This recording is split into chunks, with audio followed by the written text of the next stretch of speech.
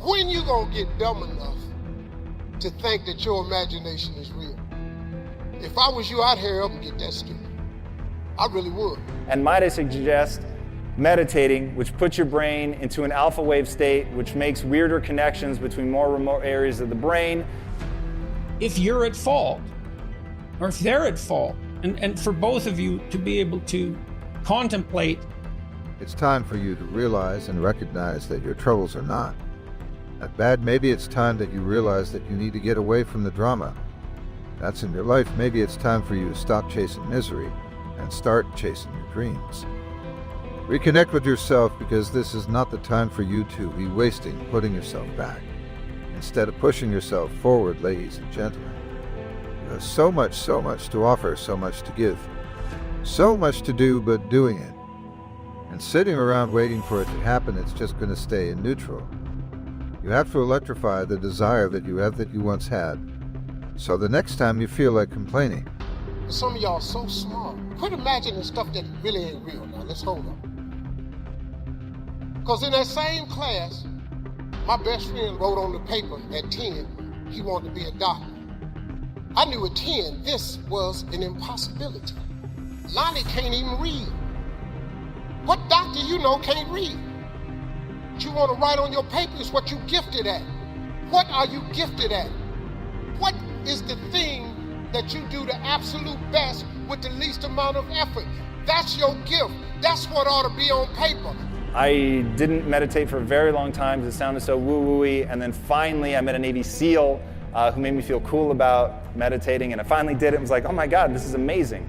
Because it lets you calm your nervous system down and your brain begins making really unique connections. All right, next, open yourself to being changed. Whenever I read a book, I actually say to myself, be open to being changed by this information. It's incredible to me how many people encounter a book, an idea, a speaker, a movie, whatever, and it's amazing, and they go out and they're jazzed and they tell people about it, but they're not actually changed by it. They don't actually go out and act in accordance with that new piece of information. And at the end of the day, the takeaway.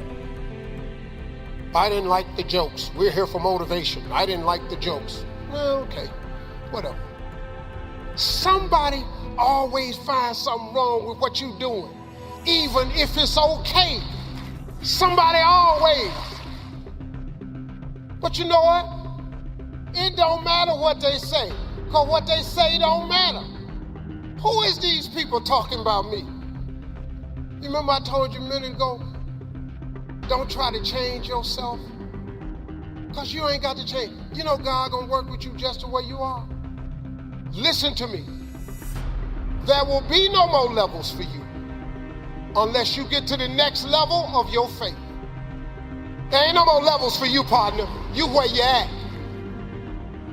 I found that nothing in life is worthwhile unless you take risks. The takeaway from my talk is this is all going to boil down to execution. It's all going to boil down to your ability to do it, and to do it really well. So open yourself up to letting ideas actively change you. And you're going to have to do things, create habits in order to make sure that they stick. All right, realize that what you believe is a choice. We've talked about that. Be an eternal student in all things. I'm always trying to learn. I know this is a room of people who already get this, but if we all remind each other and remind ourselves that everyone we meet has something to teach us, we'll be able to collect those pieces of information that go into our brains, into that math equation of ideas in equal ideas out. I will take a good idea from wherever it comes. We're going to talk about building your self-esteem around that later.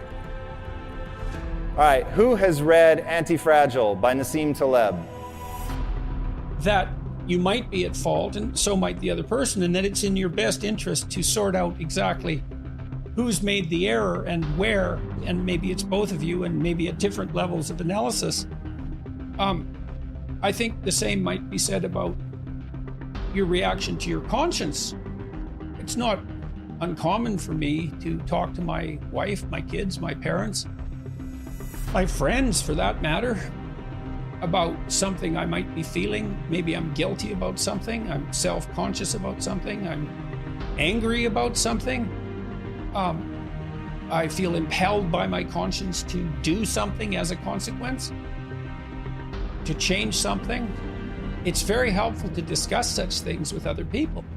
To say, look, here's what I think I did wrong, and here's how I'm punishing myself, but I'm not sure that I'm not doing it in an exaggerated way. And now on this journey of life, you're going to face a significant amount of circumstances, a significant amount of challenges. You're going to fall into areas that you cannot understand. And maybe it's not in a position for you to understand at that moment when you start to feel that you are in a position that you don't love your life, then shame on you, because your life is a beautiful thing. And no one deserves to ruin it. No one deserves to control it. No one deserves to steal your joy. Your life is your life. And you have the right to live it the best way. You must discipline yourself and take full control and responsibility for the outcome, or whatever it is that you are seeking at this moment. There are going to be so many different things that you will embark on. You gather other people's opinions and listen to them carefully, and friends are extraordinarily useful in that regard. And that can help you calibrate it. So I think most of what we do to decide if our inner voice is healthy is discuss it with other people.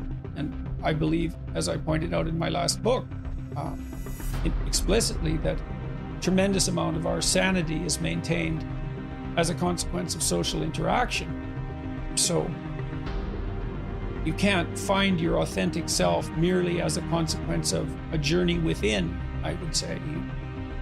You're not, there's just not enough of you. You have to be informed by the broader social world.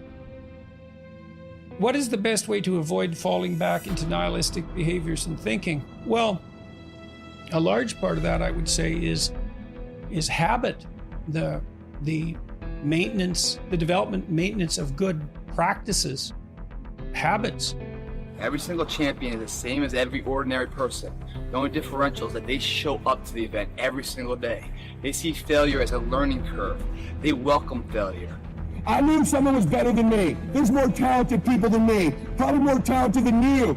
But like my dad said, the best ability is availability. You might outwork me for 30 days or 60 days or 90 days, but you ain't gonna beat me over a year. You can't outwork me over 2 years. You aren't gonna outwork me over 3 years. I'm gonna get you eventually. You might think I'm not that, I just keep coming. I'm too damn tough to give up. And it's not just anything. It's giving all of you. It is dedicating every second of the day to being one step closer to achieving your goals. One step closer to success.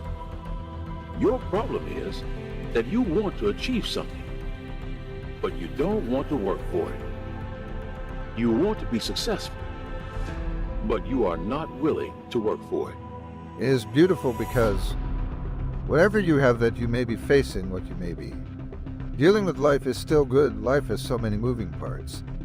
But life is always good. Every day is a new day and another opportunity that others may not have this life, that you have been given this life, that you are temporarily holding on to this life. It has been just given to you for only temporary reasons. It has more meaning than you can ever imagine. So many people in the world take life for granted instead of realizing that you have to take the opportunity to live it the best way you know how. You want it, but you don't want it enough to start right away and make the changes you need to get things done.